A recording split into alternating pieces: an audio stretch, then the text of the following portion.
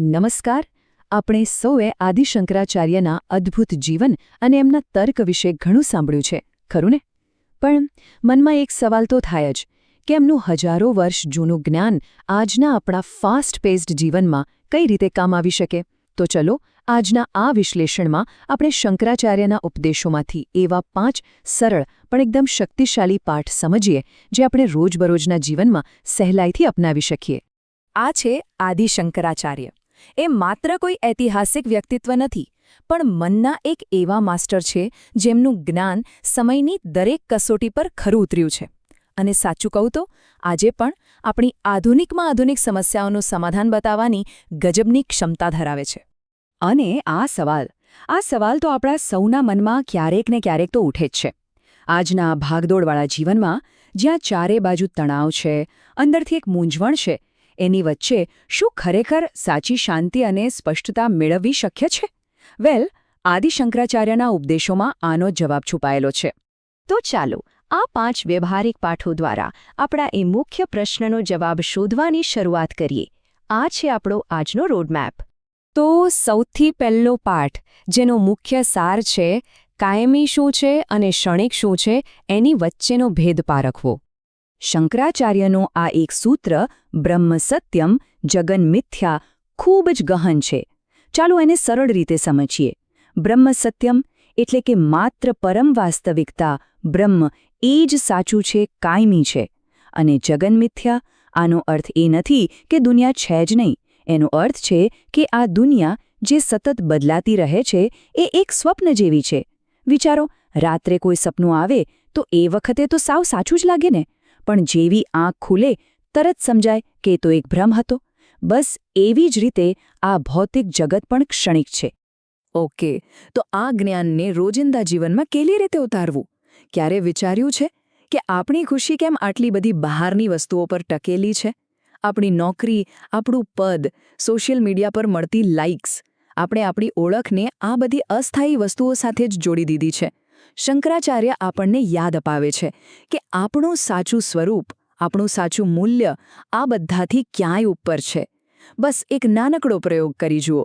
દિવસના અંતે માત્ર 1 મિનિટ માટે શાંતિથી બેસીને પોતાની જાતને પૂછો, આજે જે કંઈ પણ થયું એમાંથી શું ખરેખર કાયમી છે?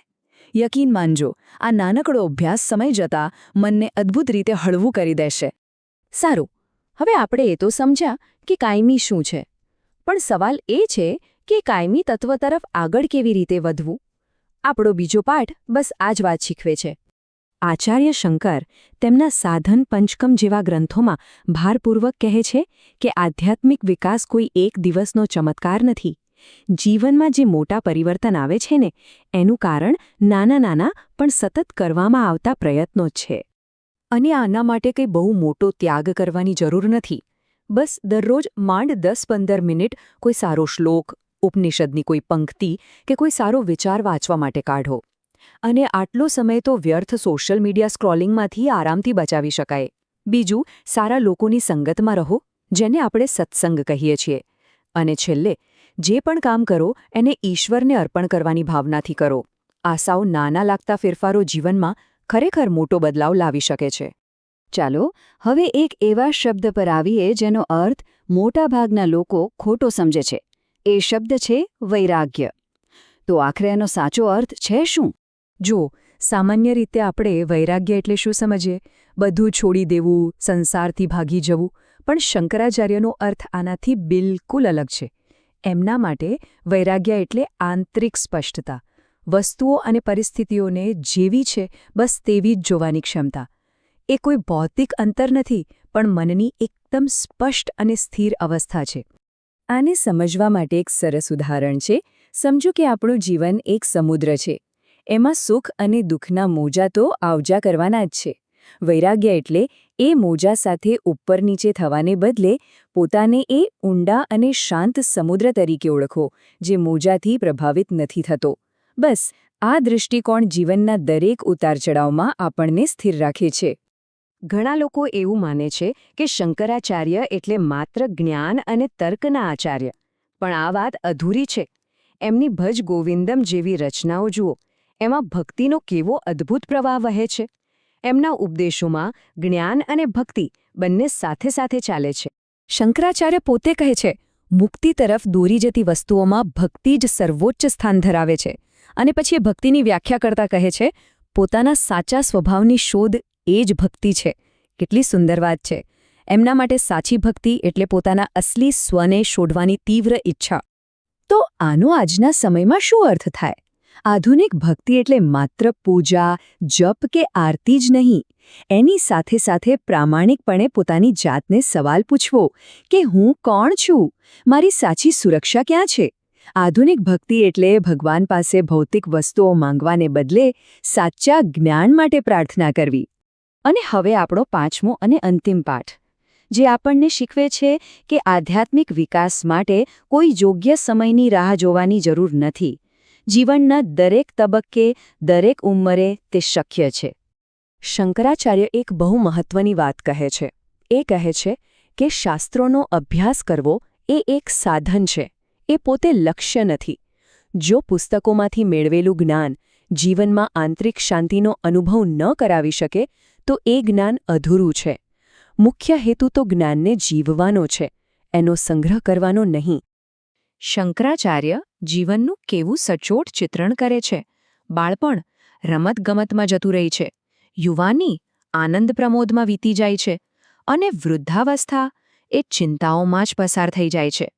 તો પછી સવાલ એ છે કે જીવનના સાચા ઉદ્દેશ્ય માટે, પરમાત્માની શોધ માટે સમય કોની પાસે છે?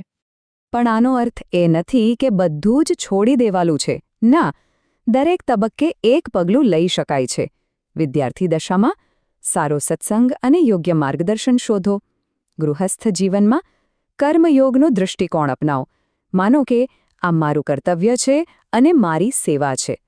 અને વૃદ્ધાવસ્થામાં ફરિયાદો ઓછી કરીને આંતરિક તૈયારી પર વધુ ધ્યાન આપો. તો ચાલો, આ 5 પગલાંને ફરી એકવાર યાદ કરી લઈએ. પહેલું, સત્ય અને માયાને ઓળખો. બીજું, નાના પણ નિયમિત દૈનિક અભ્યાસ કરો. ત્રીજું, વૈરાગ્યને ડર નહીં પણ આંતરિક સ્પષ્ટતા તરીકે સમજો. ચોથું, ભક્તિને પોતાની જાતને શોધવાનો માર્ગ બનાવો. અને પાંચમું, દરેક ઉંમરે આધ્યાત્મિક વિકાસ કરતા રહો. અને હા, આ તો માત્ર એક ઝલક હતી. આવનારા વિશ્લેષણોમાં આપણે શંકરાચાર્યના બ્રહ્મસૂત્ર ભાષ્ય અને વિવેક ચૂડામણી જેવા મહાન ગ્રંથોની ઊંડાણમાં ચર્ચા કરીશું. તો વધુ જાણવા માટે અમારી સાથે જોડાયેલા રહેજો. અને એક વાત સ્પષ્ટ કરવી જરૂરી છે, આ રજૂઆતની સામગ્રી આદિ શંકરાચાર્યના જીવનની માત્ર એક ઝલક છે અને તેમના દિવ્ય જીવનની ઘટનાઓનો સંપૂર્ણ અહેવાલ નથી. વધુ વિગતવાર અને ઊંડાણપૂર્વક જાણવા માટે તેમના જીવન ઇતિહાસના મૂળ ગ્રંથોનો અભ્યાસ કરવો હિતાવહ છે. આ વિશ્લેષણ જોવા બદલ આપનો ખૂબ ખૂબ આભાર. જ્ઞાનકોશ એક બહુભાષીય પ્લેટફોર્મ છે, જ્યાં અમે સનાતન ધર્મના શાશ્વત ખજાનાને સરળ રીતે રજૂ કરીએ છીએ. અહીં તમને અંગ્રેજી, હિન્દી, મરાઠી, તમિલ, બંગાળી અને ગુજરાતીમાં દરરોજ વિડીયો મળશે. અને ટૂંક સમયમાં બીજી મુખ્ય ભાષાઓ પણ ઉમેરાશે. અમારો હેતુ શ્રીમદ્ ભાગવતમ, ગીતા, મહાભારત અને મહાન સંતોના જીવન જેવા વિષયો પર શ્રેણીબદ્ધ રજૂઆતો આપવાનો છે. જો આપને અમારું કાર્ય મૂલ્યવાન લાગતું હોય તો જ્ઞાનકોશને સબસ્ક્રાઇબ કરવાનું ભૂલશો નહીં. આ દિવ્ય જ્ઞાનને આપના પરિવાર અને મિત્રો સાથે લાઇક અને શેર કરીને ફેલાવવામાં અમારી મદદ કરો. ચાલો, આપણે સૌ સાથે મળીને સનાતન ધર્મનો દીપ પ્રજ્વલિત રાખીએ.